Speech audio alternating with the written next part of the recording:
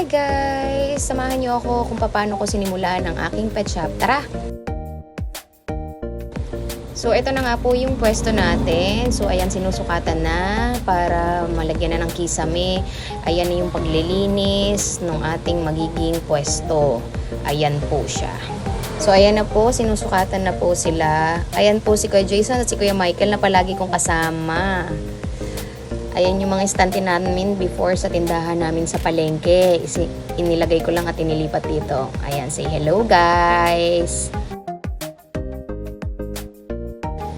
And ito naman guys, samahan nyo naman ako na mamili at mamili ng mga ilalagay natin at i-display natin syempre yung mga paninda natin sa ating pet shop.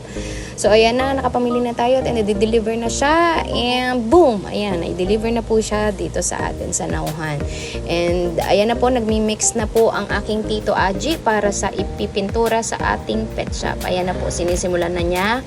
Diyan na po siya natulog, nag-overtime na po siya. Talaga namang napakasipag ni Kuya Aji. And ito po ang aming si Garfield and si Kring Kring, ang aming mga cutie patuti. And ito yung aking mga Aquarich boys. Wala ding sawa sa pagtulong sa akin. And syempre, ang aking mahal sa buhay, ang aking asawa, na aking inspirasyon at ang aking anak. Syempre, ayan na nga po. Nag-start na po tayo na mag-display, mag-arrange. And ito na po, na ilagay na po natin yung istante sa pwesto. At medyo may mga konting pagbabago kung saan natin mas magandang ipwesto. And ayan, siguro yan na yung final natin. And ito pa po ang ating mga ayusin sa pwesto natin. So, ayun na nga po. So, doon sa isang delivery na yun, umabot po tayo doon ng nasa 150,000. So, ayan na po ang aking mga estante na ikinakabit. And ito na po ang paggagawa ng aming logo, Rich Pet World.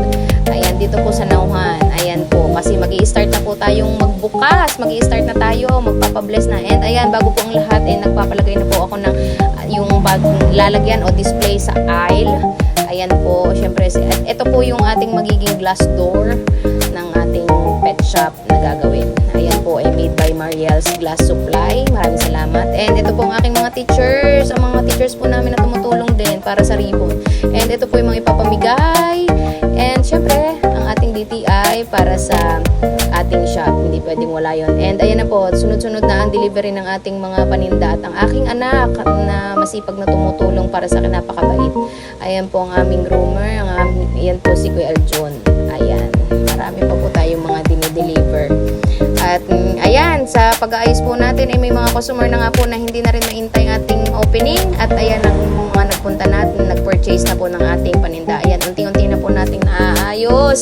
Maraming salamat, Lord. Thank you, Lord. Thank you. Ayan po ang para sa mga ibon, pusa, hamster, mga patuka sa manok, patukaan. Ayan po, meron po tayo available po yan dito sa ating pet shop, sa Rich Pet World po, sa Nauhan.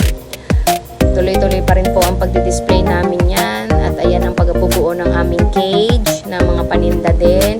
At ayan na nga po, tuloy-tuloy pa rin ang pagdagsa ng ating mamimili sa ating pet shop kahit po tayo ay hindi pa tapos na mag-ayos. Ayan po ang aming mga dogs. And ito na, ayan na, may store opening ng Rich Pet World at ginanap po yan January 18. So ayan po, maraming salamat po sa aking mga supplier. And ito po sa Yum Yum.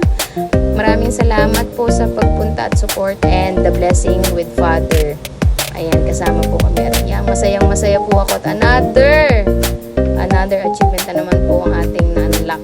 Maraming salamat po. And ito na po ang ating Rich Pet World. Maraming salamat po sa pagsuporta at huwag po sana